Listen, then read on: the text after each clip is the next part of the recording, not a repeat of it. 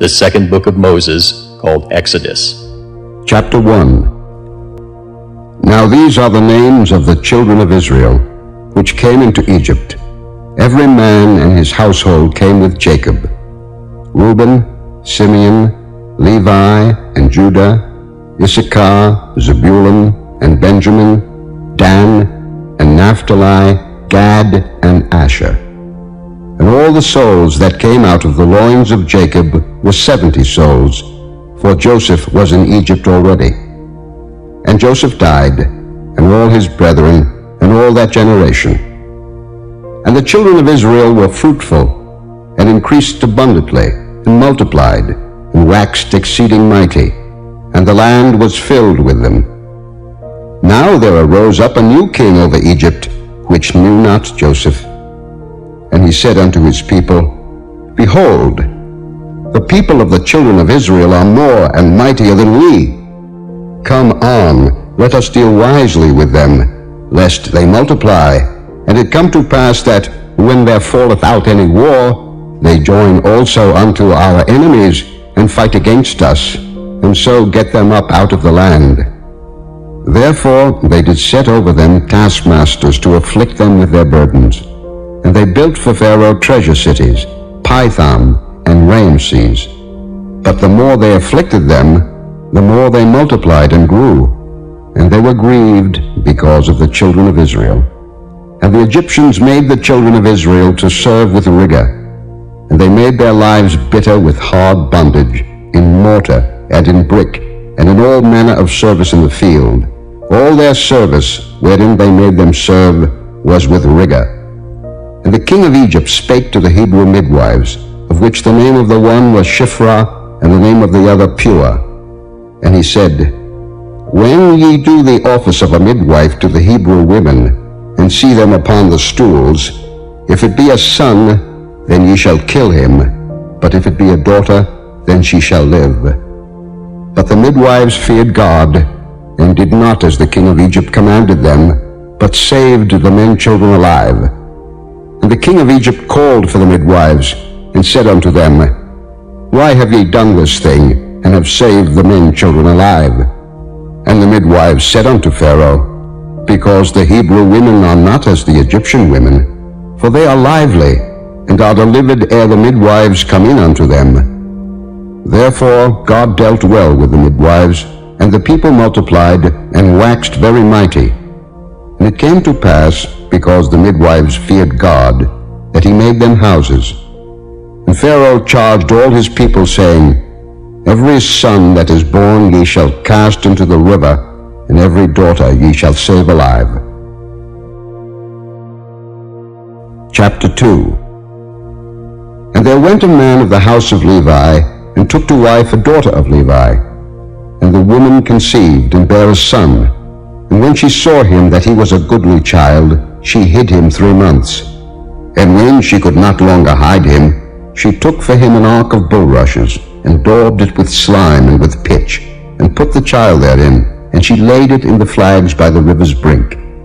And his sister stood afar off, to wit what would be done to him.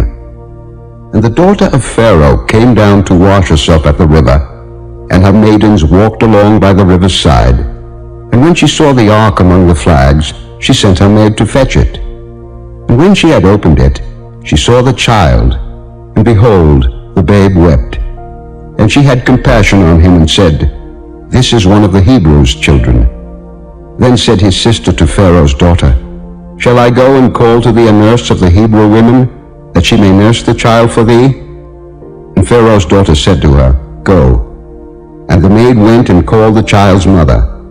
And Pharaoh's daughter said unto her, Take this child away, and nurse it for me, and I will give thee thy wages. And the woman took the child, and nursed it.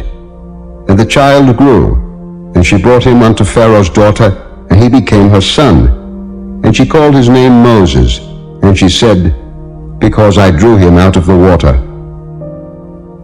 And it came to pass in those days, when Moses was grown, that he went out unto his brethren, and looked on their burdens. And he spied an Egyptian smiting an Hebrew, one of his brethren. And he looked this way and that way, and when he saw that there was no man, he slew the Egyptian and hid him in the sand. And when he went out the second day, behold, 2 men of the Hebrews strove together. And he said to him that did the wrong, Wherefore smitest thou thy fellow? And he said, Who made thee a prince and a judge over us? Intendest thou to kill me, as thou killedst the Egyptian? And Moses feared and said, Surely this thing is known. Now when Pharaoh heard this thing, he sought to slay Moses. But Moses fled from the face of Pharaoh, and dwelt in the land of Midian, and he sat down by a well. Now the priest of Midian had 7 daughters, and they came and drew water, and filled the troughs to water their father's flock. And the shepherds came and drove them away. But Moses stood up and helped them, and watered their flock. And when they came to Reuel their father, he said, How is it that ye are come so soon today? And they said, An Egyptian delivered us out of the hand of the shepherds, and also drew water enough for us, and watered the flock. And he said unto his daughters, And where is he? Why is it that ye have left the man? Call him, that he may eat bread. And Moses was content to dwell with the man, and he gave Moses Zipporah his daughter. And she bare him a son, and he called his name Gershom, for he said, I have been a stranger in a strange land. And it came to pass in process of time, that the king of Egypt died, and the children of Israel sighed by reason of the bondage, and they cried, and their cry came up unto God by reason of the bondage. And God heard their groaning, and God remembered his covenant with Abraham, with Isaac, and with Jacob. And God looked upon the children of Israel, and God had respect unto them. Chapter 3. Now Moses kept the flock of Jethro his father-in-law, the priest of Midian. And he led the flock to the backside of the desert, and came to the mountain of God, even to Horeb. And the angel of the Lord appeared unto him in a flame of fire out of the midst of a bush. And he looked, and behold, the bush burned with fire, and the bush was not consumed. And Moses said, I will now turn aside, and see this great sight, why the bush is not burnt. And when the Lord saw that he turned aside to see, God called unto him out of the midst of the bush, and said, Moses, Moses. And he said, Here am I. And he said, Draw not nigh hither, put off thy shoes from off thy feet, for the place whereon thou standest is holy ground. Moreover he said, I am the God of thy father, the God of Abraham, the God of Isaac, and the God of Jacob. And Moses hid his face, for he was afraid to look upon God. And the Lord said, I have surely seen the affliction of my people which are in Egypt, and have heard their cry by reason of their taskmasters, for I know their sorrows. And I am come down to deliver them out of the land of the Egyptians, and to bring them up out of that land unto a good land and a large, unto a land flowing with milk and honey, unto the place of the Canaanites, and the Hittites, and the Amorites, and the Perizzites, and the Hivites, and the Jebusites. Now therefore, behold, the cry of the children of Israel is come unto me, and I have also seen the oppression wherewith the Egyptians oppress them. Come now therefore, and I will send thee unto Pharaoh, that thou mayest bring forth my people, the children of Israel, out of Egypt. And Moses said unto God, Who am I, that I should go unto Pharaoh, and that I should bring forth the children of Israel out of Egypt? And he said, Certainly I will be with thee, and this shall be a token unto thee, that I have sent thee. When thou hast brought forth the people out of Egypt, ye shall serve God upon this mountain. And Moses said unto God, Behold, when I come unto the children of Israel, and shall say unto them, The God of your fathers hath sent me unto you, and they shall say to me, What is his name? What shall I say unto them? And God said unto Moses, I am that I am. And he said, Thus shalt thou say unto the children of Israel, I am hath sent me unto you. And God said moreover unto Moses, Thus shalt thou say unto the children of Israel, The Lord God of your fathers, the God of Abraham, the God of Isaac and the God of Jacob, hath sent me unto you. This is my name forever, and this is my memorial unto all generations.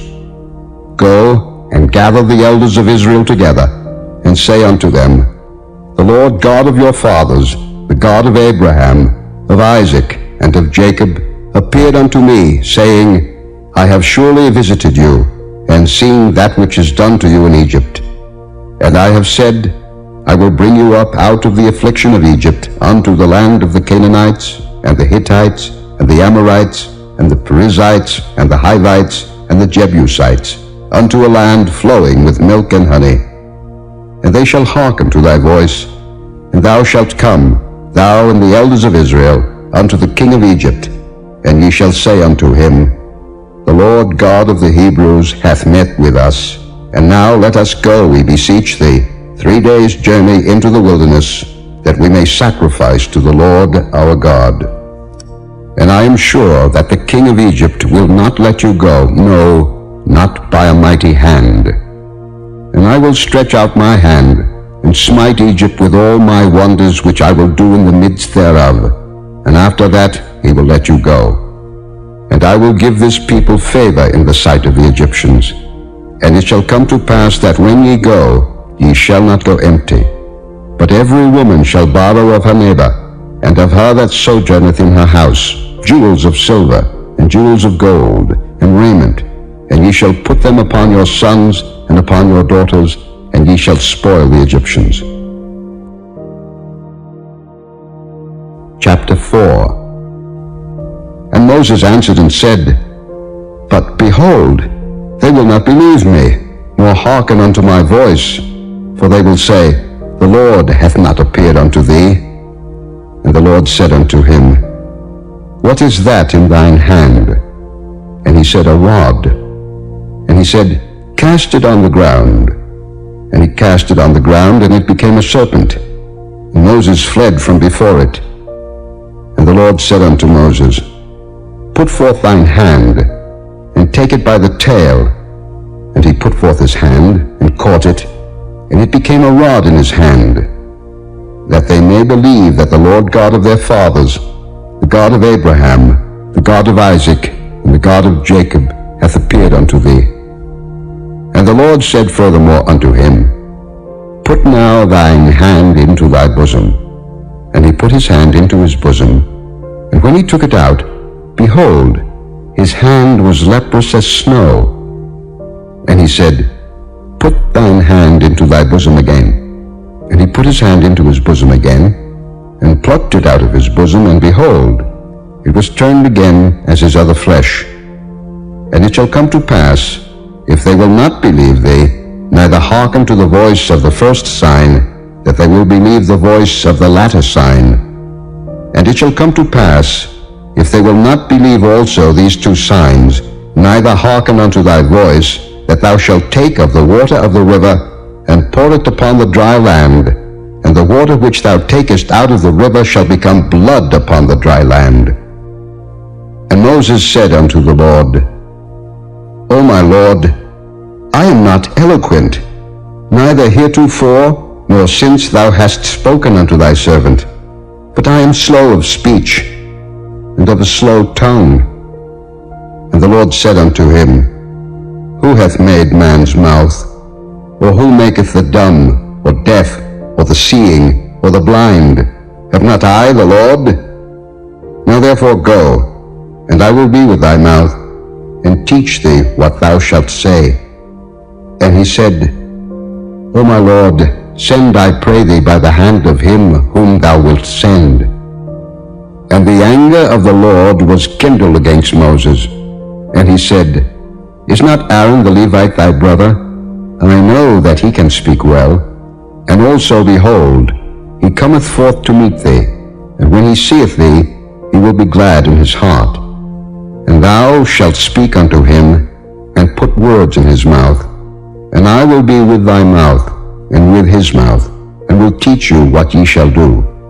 And he shall be thy spokesman unto the people. And he shall be, even he shall be to thee instead of a mouth, and thou shalt be to him instead of God.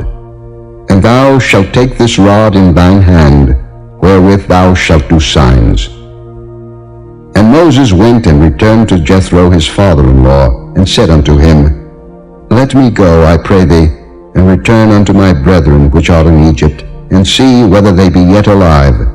And Jethro said to Moses, Go in peace. And the Lord said unto Moses in Midian, Go, return into Egypt, for all the men are dead which sought thy life. And Moses took his wife and his sons, and set them upon an ass, and he returned to the land of Egypt. And Moses took the rod of God in his hand. And the Lord said unto Moses, When thou goest to return into Egypt, see that thou do all those wonders before Pharaoh, which I have put in thine hand. But I will harden his heart, that he shall not let the people go. And thou shalt say unto Pharaoh, Thus saith the Lord, Israel is my son, even my firstborn. And I say unto thee, Let my son go, that he may serve me. And if thou refuse to let him go, behold, I will slay thy son, even thy firstborn. And it came to pass by the way in the inn, that the Lord met him, and sought to kill him. Then Zipporah took a sharp stone, and cut off the foreskin of her son, and cast it at his feet, and said, Surely a bloody husband art thou to me. So he let him go. Then she said, A bloody husband thou art, because of the circumcision. And the Lord said to Aaron, Go into the wilderness to meet Moses. And he went, and met him in the mount of God, and kissed him. And Moses told Aaron all the words of the Lord who had sent him, and all the signs which he had commanded him. And Moses and Aaron went and gathered together all the elders of the children of Israel. And Aaron spake all the words which the Lord had spoken unto Moses, and did the signs in the sight of the people. And the people believed. And when they heard that the Lord had visited the children of Israel, and that he had looked upon their affliction, then they bowed their heads and worshipped.